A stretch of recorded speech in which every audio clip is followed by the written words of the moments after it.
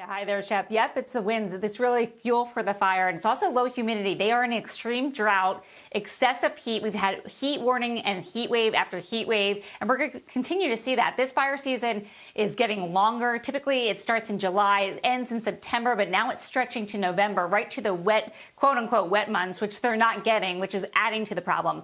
So as Steve mentioned, we are in a red flag warning where you see this pink here. That includes Redding all the way to Yosemite over to Reno. And that's because we're seeing those so low humidities. I mean, we're looking at 0% in some of these timbers and wind gusts up to 35 miles per hour that are fanning these flames.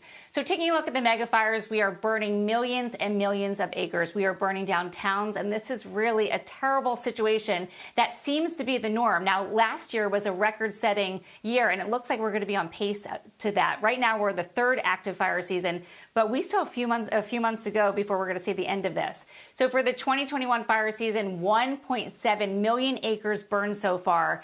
And as I mentioned, it's the third active wildfire season. We're going to see more.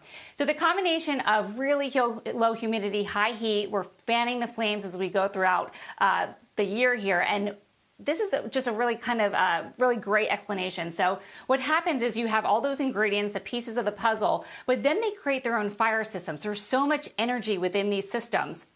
So those embers, they start and then they are carried by these winds. And we're seeing winds gusting up to 40 miles per hour in some spots. And that's just able to burn these really low humidity, the forest fires.